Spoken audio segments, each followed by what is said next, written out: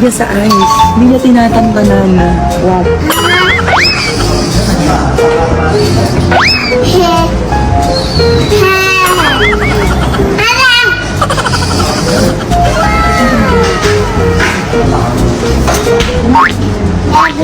Yung mama ko pinaghihiap sa yelo. Pinaghihiap mo kwento ng mama ko, baby kayo. Kaming dalawa ni kuya. Sira na kasi sa balon.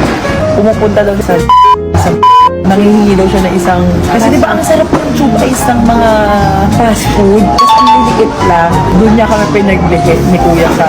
Kaya pag nakikita siya ni mama, nakikita talaga niya yung ano yung maliit na